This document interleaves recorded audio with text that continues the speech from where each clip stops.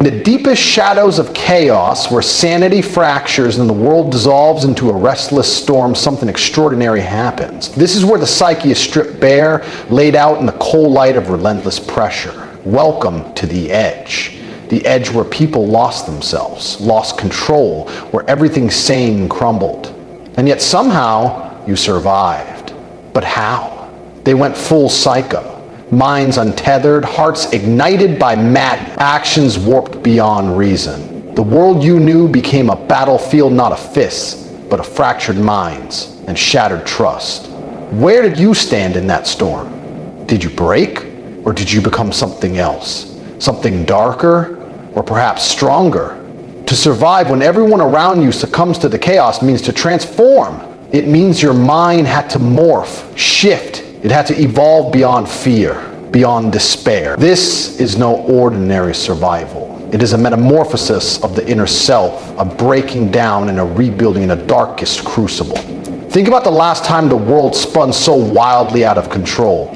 Think about the faces that twisted, the voices that screamed inside your head, the betrayal, the rage, the paranoia, the full psycho mode people slipped into like a second skin, a new identity. It was contagious, like a virus infecting every interaction, every thought. And yet, you didn't catch it. You didn't lose yourself to the madness. Why? What was different about you? What ancient ember flickered inside your soul that refused to extinguish? The answer lies not in luck, nor in chance, but in the subtle, invisible alchemy of the spirit that occurs when the world demands you become something new, something unrecognizable from your past self. This process is painful. It is isolating. It is as if your entire identity is torn apart piece by piece. But in that destruction, there is a strange creation happening, a remaking of the core, a forging of the psyche in fire. This is where survival transcends the physical, where it becomes a journey inward, a struggle to grasp control in a place where control no longer exists. And this is the story of how you survived the descent into psycho. Not by fighting madness with madness, but by becoming the silent, unseen force beneath the chaos. Normal was a fragile illusion. You remember that now? Before the storm, life seemed steady, predictable, but cracks had formed long before the chaos erupted. Small fractures in the foundation of trust, sanity, and order. Then suddenly, everything accelerated. The thin veneer of civility shattered, revealing the raw, primal impulses lurking underneath. People you once knew as calm and rational became unrecognizable, driven by anger, suspicion, and desperation. The masks dropped. In that moment, the environment changed from safe to hostile. The rules dissolved. The psycho mode wasn't just madness. It was survival instinct, hijacked by fear and rage, turning people into unpredictable forces of destruction. They screamed, they lied, they betrayed, they struck without warning. Surviving that world meant something more than just shielding your body. It meant shielding your mind, your emotions, your very essence. Inside your skull, the battle raged on. The external chaos was only a reflection of the storm within. Your thoughts twisted, your heart hammered. Every instinct screamed for you to break, to surrender to the panic, the fear, the rage, to become like them. But something deeper pulled you back, a tether to something beyond the madness, a thread of awareness, a flicker of control. This invisible war inside was the true test. Because winning outside without winning inside was impossible. Every moment was a decision to fall into the abyss or to hold on, to give in to chaos or to rise above it. Your survival depended on the strength of your gradual, painful transformation of your inner self, from chaos to calm, from panic to control. At first, the change was subtle, unseen even to yourself, a quieting of the mind's noise, a distancing from the emotional tsunami raging around you, a shift in perception, no longer reacting, but observing. You became the eye of the storm. This detachment was not numbness, it was armor. With every moment, your spirit remolded itself. Hardened, yes, but also enlightened. It began to recognize the patterns beneath the madness, the predictable cycles of panic and rage. And you learn to anticipate the chaos, to expect the irrational, to not just survive, but adapt. This was not a passive endurance. It was an active evolution. Strength in this new world was not about brute force or shouting louder. It was about silence, patience, and an eerie calm. To be strong was to hold your center when everything else spun out. It was to become a shadow, moving unseen, a force felt but not seen. The psycho-chaos wanted to drag you down, but you became a tether to something steadier, yourself. This strength was alien at first, unnatural, but it was the only thing that would keep you breathing. But transformation is never without cost. You lost parts of yourself you once took for granted. Innocence, trust, ease. You became aware of the darkness lurking inside others and inside yourself. The world's madness left scars that never fully healed. Sometimes you wonder if the person you were before the storm even exists anymore. And yet, you keep moving forward because stopping means losing everything. Now, as the dust settles, the question remains, how do you move forward from here? How do you hold on to your new self without losing sight of who you were? Because the world hasn't forgotten the chaos. The madness is never truly gone. It waits beneath the surface, ready to rise again. And when it does, will you survive the next wave? That's what we explore next. The next phase of your survival turns into mastery. Because surviving psycho mode once is only the beginning. The storm has passed, but its echoes linger. Haunting, relentless, a shadow that clings to every step you take. The world you thought you knew is now fractured into shards of chaos and silence. A place where trust has become a rare commodity, and survival feels like a curse as much as a blessing. You move through this broken landscape, not as the person you were before, but something else. Something carved from the wreckage of all that went wrong. Faces around you carry their own marks, eyes hollowed by the madness they endured, or hardened with a coldness that feels almost unnatural. You realize quickly that what kept you breathing was not luck nor chance, but a grim determination to hold on to the last threads of your sanity while everything around you spiraled out of control. But the real question remains, how did you survive when so many others didn't? What invisible force shielded you from the depths where others fell? The truth is, survival in this new reality demands a ruthless kind of clarity. It's not just about avoiding the obvious dangers anymore. It's about navigating the subtle, invisible traps that linger long after the chaos fades. The world has been cracked open, revealing its raw, jagged edges.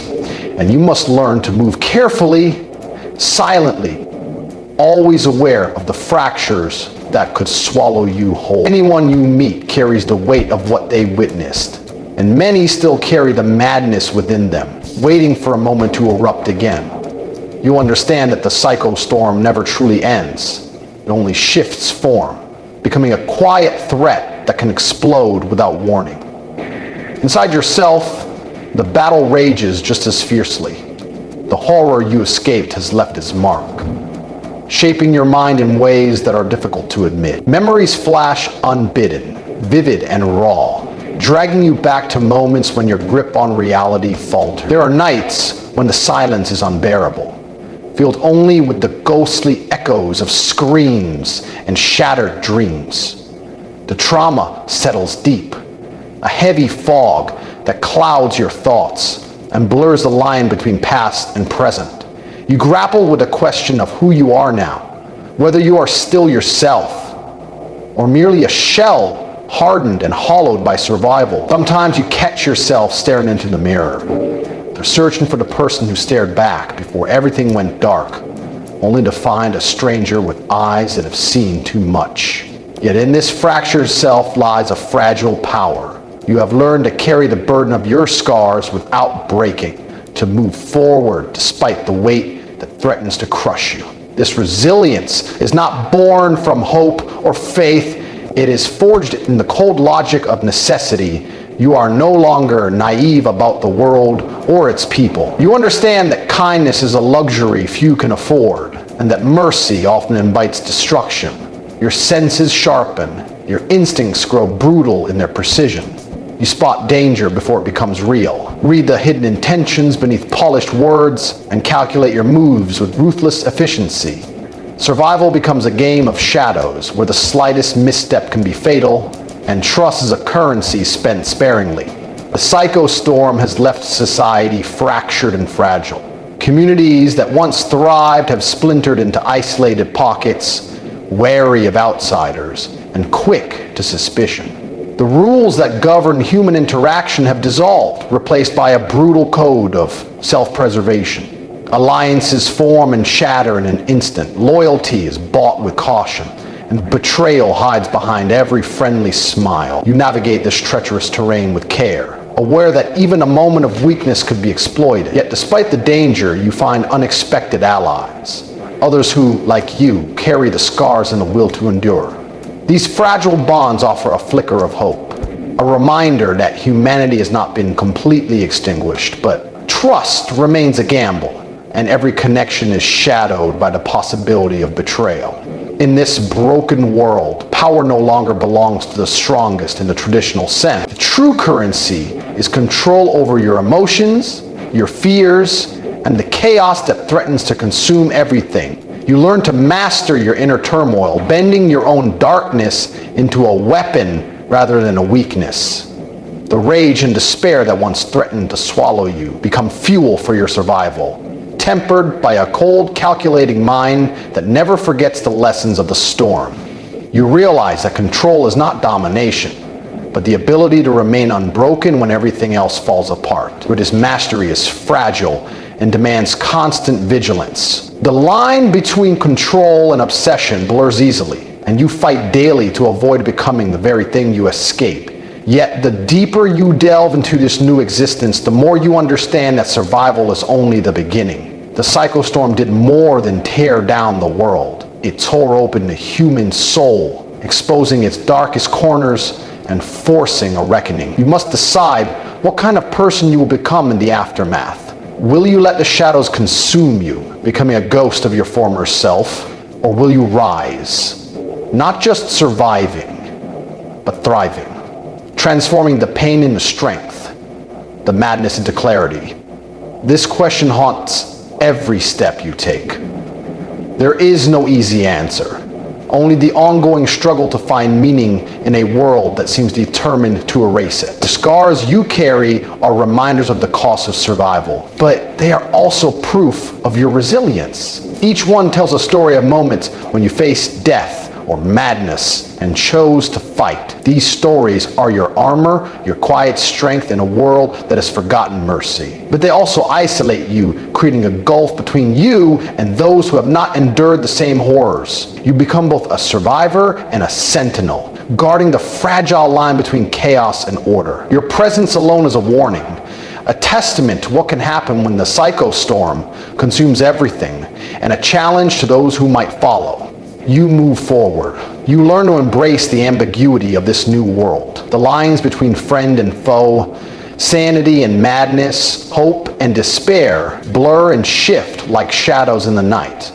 You become comfortable with uncertainty, understanding that control is not about certainty, but the ability to act despite the unknown. This mindset becomes your greatest weapon, allowing you to adapt to survive where others fall. The psychostorm has rewritten the rules of existence, and you are forced to rewrite yourself in response. In the end, your survival is a paradox, a victory born from destruction, a light flickering in endless darkness. You carry within you the memory of chaos and a determination to endure beyond it. The world around you may be broken, but within that brokenness lies the possibility of something new. You are no longer simply surviving. You are evolving. And in this evolution, there is a faint, persistent hope, a promise that even in the depths of madness, life finds a way to persist, to rebuild, and perhaps one day to thrive. The faint, persistent hope is a fragile ember glowing in the vast darkness, left behind by the psychostorm, but it is enough to push you forward. You step into the silence that follows the chaos. A silence heavy with unspoken truths and shattered dreams. Every breath you take is a quiet defiance against the madness that tried to claim you. But this new world offers no comfort. It is a terrain of ghosts and mirrors, where every shadow could be a threat, and every reflection a distorted reminder of who you once were.